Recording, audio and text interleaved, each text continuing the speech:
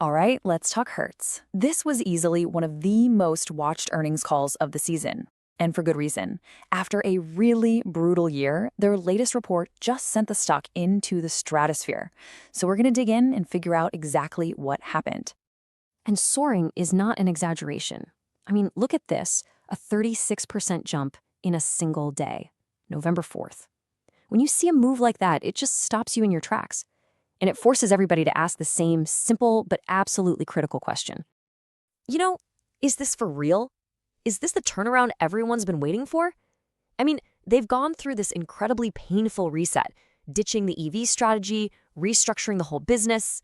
Did they just signal to the market that, yeah, the plan is finally working? All right, let's get into it and see what's really driving this thing. Okay, so first things first, let's look at the numbers, because that's where the story always begins, right? This massive stock pop wasn't just hype. Nope, it was fueled by a monster beat on their Q3 earnings. And maybe, just maybe, a return to profitability.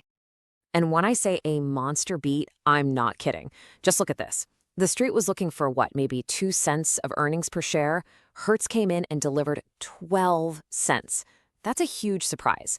On top of that, they beat on revenue and pulled in $190 million in adjusted EBITDA, which is really just a fancy way of saying core profits.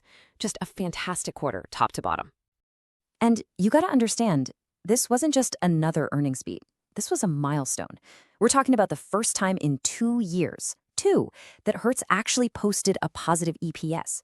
If you're an investor who's been holding on through all the pain, well, this is the light at the end of the tunnel you were desperately hoping to see. And the best part? This wasn't some kind of accounting magic. It was driven by real, tangible improvements in how they run the business. Check this out. Their fleet utilization hit a record 84%. That means more of their cars are on the road making money.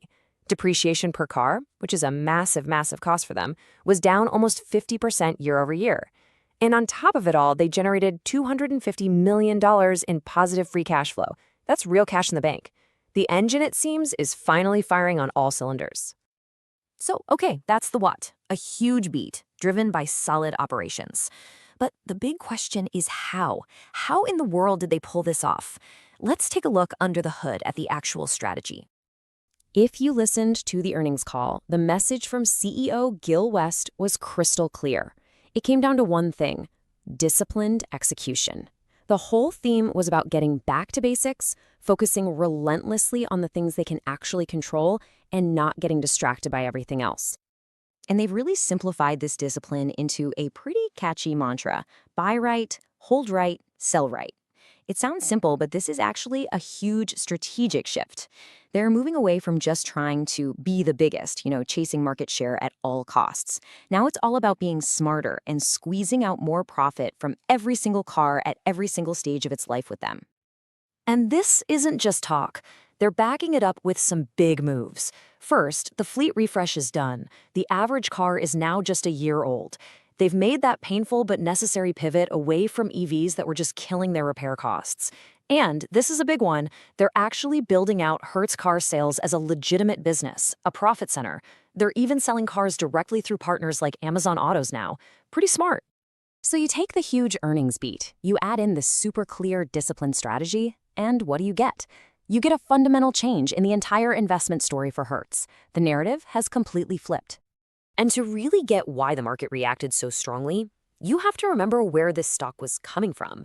That incredible 36% one-day pop, it came after the stock had been just annihilated, down 47% in the 6 months before that. This was a classic relief rally. The market was basically saying, okay, maybe we got a little too pessimistic here. And that's the key takeaway here. The whole conversation around Hertz has changed.